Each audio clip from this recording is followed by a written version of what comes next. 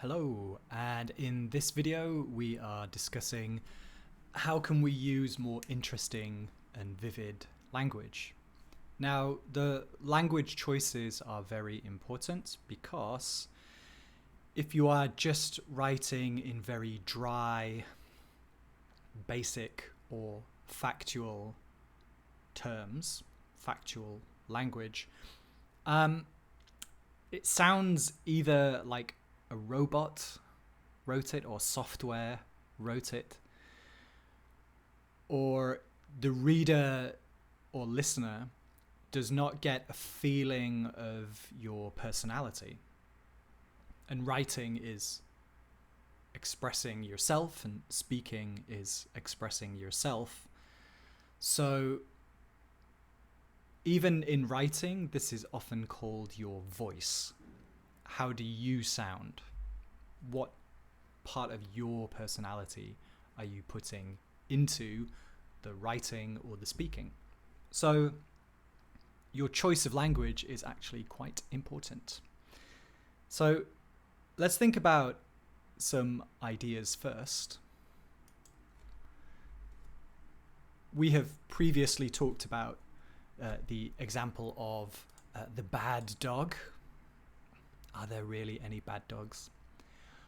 I mean, bad is a very, very general word. It can mean a lot of things. So really we need to be a little bit more specific. How is the dog bad? So she was a disobedient dog. Okay, so you say sit. The dog does not sit. You say, give me your paw. The dog does not give her paw to you. Or mischievous, a mischievous dog. So is the dog stealing things? Is the dog like biting your sofa, ripping it up? So these words are way more specific and informative than just saying bad. Bad is a very general word. What does it really mean? All right, so let's think about some other examples, right? Common words. So for example, the man was rich. Okay, I mean, it's not wrong, but we could be more interesting. We could be more specific. So the man was wealthy. Okay, that's a new level of rich. Okay, wealth, you cannot spend wealth. It's impossible to not ever be wealthy again. Or even we could describe the man lived an opulent lifestyle. Okay, now that's different because now we are not just thinking about money, but we're thinking about he has enough money to live that lifestyle of expensive cars and amazing clothes and private jets and things like that. So this is a lot more informative. It gives us a better image of this man other than a man holding his bank statement saying, oh, 0,000,000,000. So the man was rich. I mean, it's not wrong, but it can definitely be better. So we want to avoid very kind of general, broad language. Let's look at one more example. The music was loud. Okay, I mean, it's not wrong, but it could be more interesting, could be more informative. The music was deafening. Okay, so now we can imagine you cannot hear your friend speaking to you or shouting to you, and they're this close to you. You can feel it's actually damaging your ears. Okay, and this doesn't have to be exactly true. You could be using this language. You're exaggerating to make a point, but still, it's more interesting. The music was painfully loud. Okay, painfully loud. So now we're getting a feeling, right? We're feeling pain. So the music was loud. I mean, it's okay, but we need to get a better feeling for it. So the music was deafening. Okay, so it's so loud, it's literally damaging your ears. Or the music was painfully loud. So now we're feeling something. Okay, so you'll notice that, especially this example, these are not super difficult words. However, you may be tempted to go to an online dictionary, use the thesaurus or use the synonyms, and just have a look and just choose a random word, thinking, okay, now it's more interesting. However, yes, all of these words are synonyms, so similar words for loud. However, similar does not mean same. These words are not equal. So for example, if we look seconds down, boisterous is not the same as, if we look second to last, uproarious. So boisterous and uproarious, not the same. On the same one down here, turbulent is not the same as powerful on the far left. So make sure that you are checking the nuance and the meaning, because you can be more confusing by trying to be interesting if you are randomly choosing one of these words. And similarly, if you look up a word in your language and just see what the English word is, languages do not translate very well like that. Often the nuance changes, or in many cases, actually the meaning is not the same. Like the people who compile the dictionary, it's like, well, this is close. But actually, it's quite rare to be exactly the same in languages. There's always different feelings, different social nuances, different meanings quite often. So dictionaries are fantastic, but be really, really, really careful just choosing a word or looking up a word in your language and just using the translated word. It often does not translate well. So something you can do is take the English word and put it into your search engine, your browser, and just see what are examples of that word used in English. Kind of what feeling are you getting from that? So always check a word before you use it unless you really have a good feeling of what it means. Okay, so moving on. Okay, so don't just pick a word randomly out of the dictionary. Also be careful with translating, like I mentioned already, but translating idioms and expressions. Yes, in your language, they may be very profound and very deep and very interesting.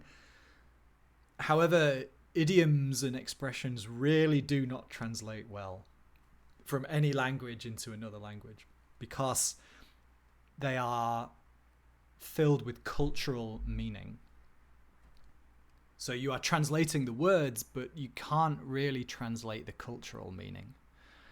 So a top tip is really don't translate idioms or expressions because they generally don't translate very well.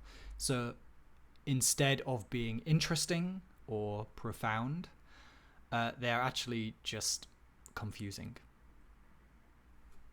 And quality, not quantity. We will come back to this a little bit later. Choosing a good word or an appropriate word is better than choosing lots and lots of words. Okay, again, like mischievous dog. Okay, we know what mischievous means. We know what kind of behavior that is. So choosing a good word is better than choosing many, many average words or unconnected words. So how do we choose our words? How can we make it more interesting? Well, firstly, we can think about how a word sounds. Okay, so the way a word sounds can often tell us the meaning, but also it gives the reader or the listener a really strong feeling about that. So for example, let's imagine a pipe. The pipe leaked. It's like, okay, well, we know what that means, but there are many ways to leak water. So, for example, the pipe dribbled or the pipe gushed. Let's think about how the word dribble sounds, right? Dribble. It kind of sounds very slow, doesn't it? Dribble. Okay, it doesn't sound like a fast word or a quick word. So we can think of it as being a very slow leak. Okay, it's not fast. There is not a lot of water. It's a dribble. So even the word sounds very slow. Okay. How about the word gush? Well, gush, it has that sh kind of sound. So we can hear, it feels very fast, right? Gush. So it gives that feeling of a lot of water very, very quickly. So with a lot of words, like how it sounds can actually give you a sense of that meaning. So dribble, it does not sound fast, right? Even saying the word quickly, dribble, it doesn't sound like a fast word. So dribble, it has that kind of slow feeling to it. Whereas gush, right? It's a short word. It's got that hard k sound at the beginning, or g sound, and it's got that sh that comes off the end. So it kind of sounds like water, right? Gush. It's almost the sound of the water escaping from that pipe quickly and lots of it.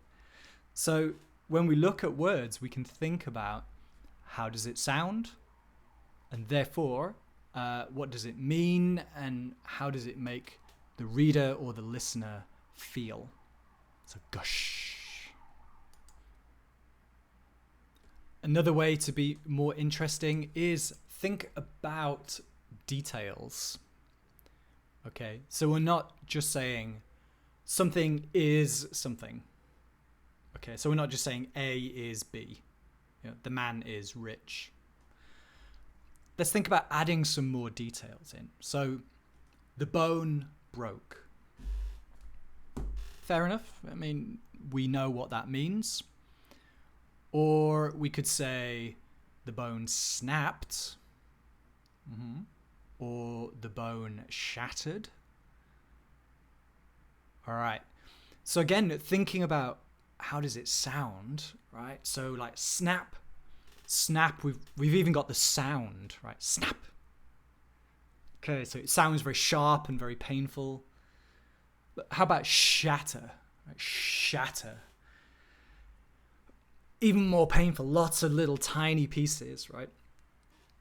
With shatter, normally we talk about very fragile things, like glass shatters, the mirror shatters. So if you say the bone shattered, then we can imagine these tiny, tiny, tiny pieces. Okay, so if we're talking about a broken bone, well, how did it break? Like, did you hear the sound? Like, snap. Or do you want to describe the little pieces, like shattered? So we're just adding in these extra details. And it's making it more interesting, but we're not necessarily getting like really long, or we're not stacking adjectives together. So again, thinking details. So she walked into the room. Well, okay. Well, we know she moved from one place to another place. She walked quickly into the room. Okay, so now we've got a sense of speed. That's fine. A little bit better, but it's not amazing. Not yet. How about she stamped quickly into the room? Okay, so now we've got that sense of, is she angry? Is she wearing incredibly heavy boots or something? So now we're getting a sense of emotion. We're getting a sense of volume. Stamping, it's very loud. We're getting a sense of power. Powerful stamping, stamping, stamping. Okay, so just changing that verb, we've already got quite a clear picture in our minds. How is she moving? Well, it's quick, which means there is a reason. Maybe she's angry, maybe she forgot something, who knows? And stamping. Okay, well, walk is okay, but there are many ways to walk. But here we have stamp. Now we're going to add in a bit of extra detail. She stamped quickly into the room, filling the room with fear. Okay, now, again, we're not using difficult words here, right? Filling the room with fear. Okay, so she means business, right? She is there for a very good reason, and everybody knows it. Okay, so we've got stamp. We've got that feeling of power, of volume. Quickly, we could change that as well. Hurriedly, something like that. Make it a bit more interesting. However, again, we don't want to put too much into a single sentence. So it's okay to use those kind of basic words if the rest of the sentence is filled with very vivid language, very clear language. Okay, so moving on. So something we've already kind of covered a little bit is if we're thinking about interesting and vivid, we can think about the senses. Touch, taste, hearing, smell, etc. So, for example, he turned the frozen door handle. Okay, so he's turning the handle. We can feel what he feels, right? Let's imagine it's a metal door handle. So he's holding it, and we can feel what he feels, right? It's frozen. It's kind of almost sticking to your finger, right? Or her ring, so she's wearing a ring, rang against the glass. So when she touches the wine glass, bing, makes that noise. We can hear it. Okay, we could say her ring touched the wine glass or hit the wine glass. Well, okay, I mean, that's fine. We can understand it, but her ring rang against the wine glass. Now we can hear it. Right? She tasted the bitter wine. It smelled musty and unwanted. Okay, so bitter wine, now we're tasting it. Okay, and again, maybe we're being quite poetic here. Maybe the wine is okay, but the person she is with is making the situation bitter. Okay, so it smelled musty, so it kind of smelled old. And unwanted. So again, we're using kind of more emotional language, right? Again, maybe actually the wine is okay, but the person she is with or the situation she is in is creating these negative feelings, right? We're putting it on the wine, but really it's the situation. So again, we have taste, like it tasted bitter and it smelled musty, it smelled old and unwanted. Okay, so again, we can be poetic, but top tip, let's not get too poetic, okay? we need to understand what is being written. So some writing tips. Okay, so when you do the first draft, it's really easy. Go big. Lots of description. Really experiment with your language. Okay, so in that first draft, it's easier to go big. And then, before you submit, read it one more time for the second draft. You're making your changes. And just maybe reduce that vivid language. Okay, make sure that it's clear rather than being too kind of fancy, too descriptive. Okay, so it's easier to go big and then reduce it than go small and then try and add in on the second draft. That's more difficult. Much easier to go big first and then cut rather than go small and then try and add. Okay, that's way more difficult. So yeah, go big first and then reduce before submitting. So this is a really important point. You've got to find a balance between being interesting but being clear. Because putting too much language in there, you're trying to be interesting, you're trying to use senses and you're adding details. Be careful of actually becoming unclear and becoming confusing. So not interesting, but actually confusing. So for example, if we look at something like this, the mighty glowing orb breathed life of Mother Universe into the dormant, drowsy creatures. Well, okay, there's lots of interesting language there, right? Mighty orb, breathe life. Mother Universe, we're using personification. Dormant, drowsy. Okay, so now we've got some alliteration happening. But what does it mean? Anybody know what that means? So it's easier in this case to just say, oh, the sun rose, waking all of the creatures on Earth. Okay, we get it. We're using this idea of the sun kind of waking everything up, the plants and the animals and the humans.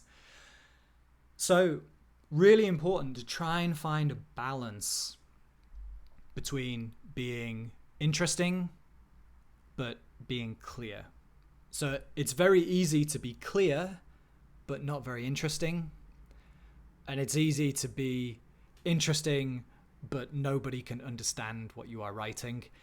So part of the writing process and the reason that you do 1 draft, 2 draft, 3 draft, 4 drafts is you want to find that balance.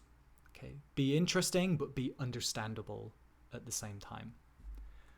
Okay, so that was my hint of how to use language in an interesting way and how to get more vivid actions. But again, we need to find that balance. All right, so thank you very much for listening. I hope it was interesting.